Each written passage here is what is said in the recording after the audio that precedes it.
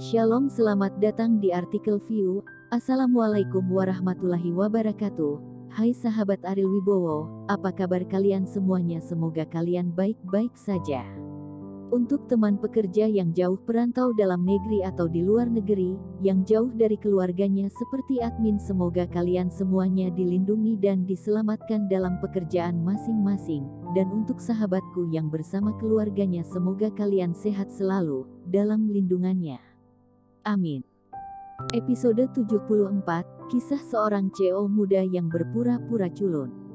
Arena tinju bawah tanah adalah bisnis yang tidak terlihat, tetapi kemampuan Wahyudi untuk melakukannya dengan baik menunjukkan bahwa dia masih agak mampu dan berani di Bandung saat ini. Ketika dia keluar untuk menghapus pusat perhatian Bimo, jelas bahwa dia akan bersaing dengan Bimo.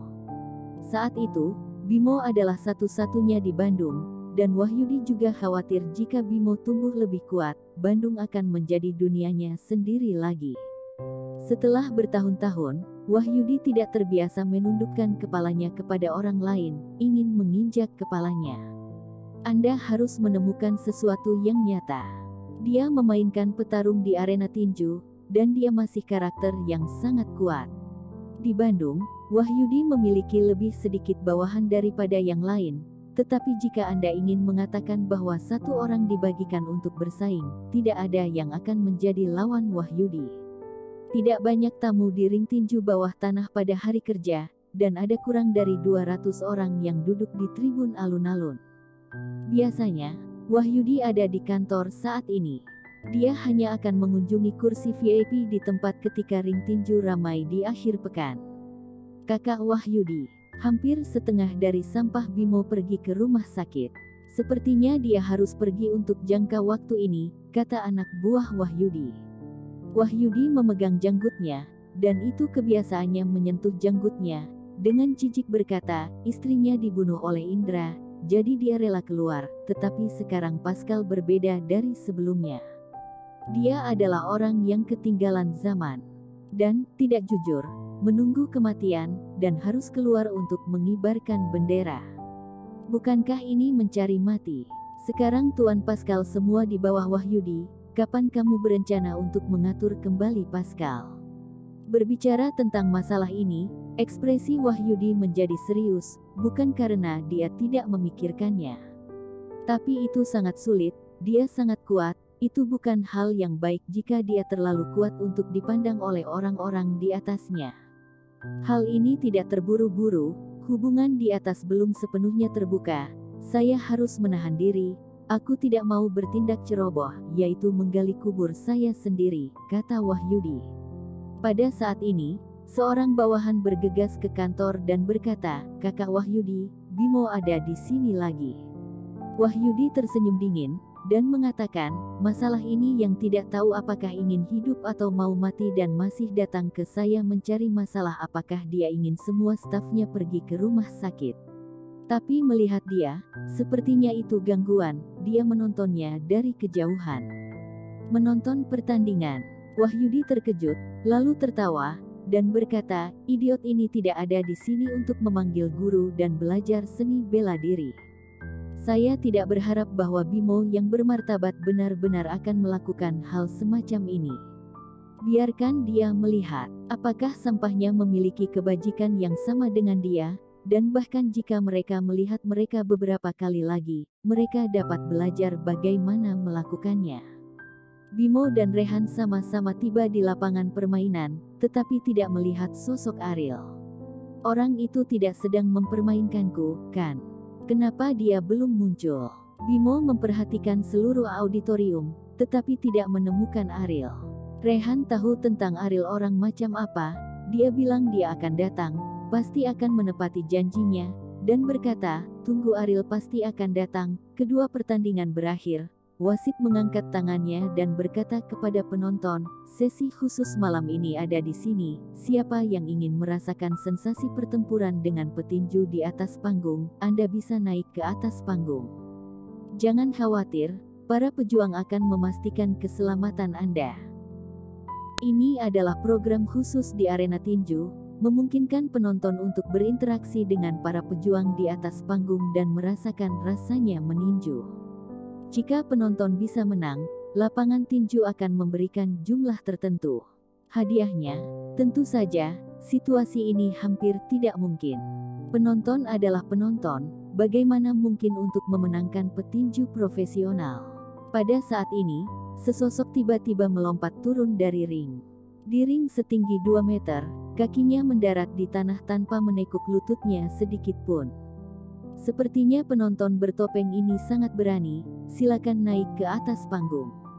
Staf berkata sambil tersenyum, tetapi ada beberapa penghinaan di mata mereka, yang membuatnya begitu misterius. Pria itu melompat ke atas ring dan melompat ke ketinggian lebih dari 2 meter. Adegan ini sedikit mengejutkan staf. Kemampuan melompat yang luar biasa seperti itu bukanlah sesuatu yang bisa dimiliki orang biasa. Berjalan ke petinju, dia berkata, "Hati-hati, jangan kehilangan muka, orang ini mungkin di sini untuk membuat masalah, jangan menunjukkan belas kasihan." Petinju itu tersenyum menghina. Berkata, "Jangan khawatir, dengan lengan dan kaki kecil seperti ini, saya dapat mengirimnya ke neraka dengan satu pukulan." Orang ini, punggungnya agak akrab. Di ring, Bimo mengerutkan kening dan berkata. Rehan merasakan hal yang sama. Tiba-tiba matanya memadat, dan dia berkata, "Bukankah ini saudara Ariel?" Pada pengingat Rehan, Bimo mengkonfirmasi identitas Ariel, dan berkata dengan senyum masam, "Orang ini apakah kamu gila? Apakah kamu mau mati?" Bel berbunyi. Permainan dimulai.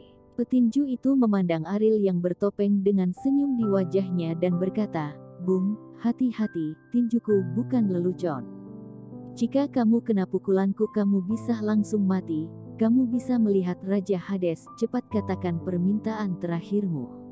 Ariel tersenyum tanpa mengucapkan sepatah kata pun, dan mengaitkan jarinya ke petinju itu. Wajah petarung itu berubah cemberut dan kakinya mengerahkan kekuatan, menendang Ariel. Ariel merunduk sedikit ke samping. Petinju itu mengerahkan terlalu banyak kekuatan dan tidak bisa menarik kembali tangannya, jadi dia melewati Ariel. Ariel menangkap kekurangan yang diekspos oleh petinju dan menendangnya dengan momentum guntur. Petinju itu merasakan kekuatan yang kuat ini hampir menghancurkan tulang punggungnya, dan tubuhnya melesat ke depan tanpa terkendali, bahkan tanpa menghentikannya dari tali samping ring. Dia langsung jatuh dari ring, kepalanya menyentuh lantai dan pingsan, satu gerakan. Ada keheningan di arena tinju.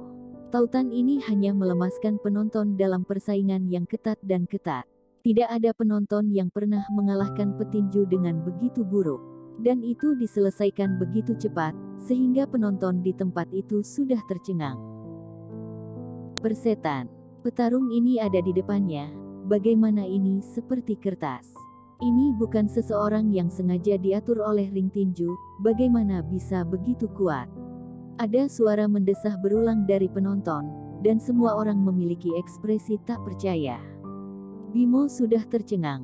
Dia berpikir bahwa Ariel sedang bermain dengan dia, sampai saat Ariel naik ke panggung, ia masih khawatir kepada Ar.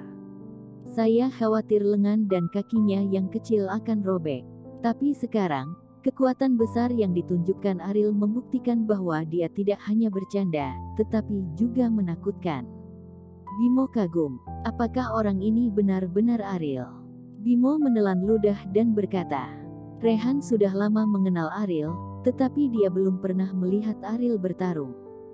Saat ini, dia terkejut. Tidak hanya dia kaya, tetapi dia juga kaya, sangat terampil. Dari mana dia berasal? Alternatifnya, setelah Ariel selesai, dia berkata kepada staf.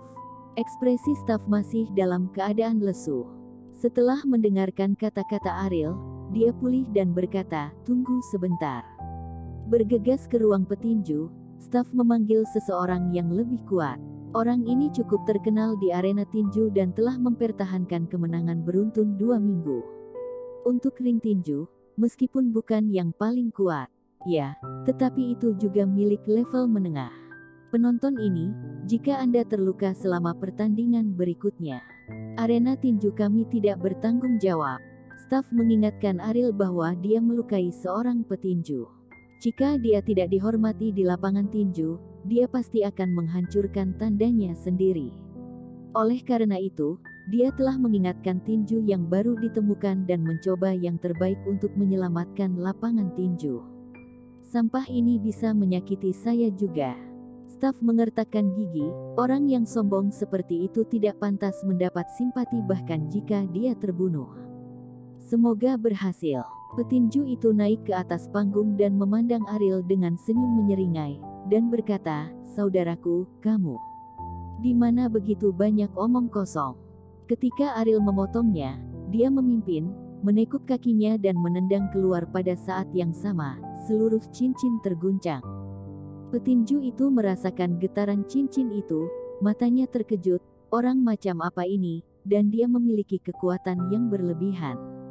Terlihat dengan mata telanjang bahwa Ariel masih berjarak 2 meter, tetapi dalam sekejap mata, petinju itu tiba-tiba menyadari bahwa orang ini telah mencapainya dan tanpa sadar mengangkat tangannya untuk melindungi kepalanya, dia dipukul di bagian perut, ledakan. Tabrakan fisik itu benar-benar membuat suara dentang, dan petinju itu berteriak kesakitan dan mundur ke sisi ring untuk menstabilkan sosok itu. Sebelum dia sempat pulih, Ariel melompat dan menendang, petinju itu hanya merasa lehernya akan patah pada saat itu, dan matanya menjadi gelap, dan dia jatuh di atas ring seperti penonton gempar. Bersambung.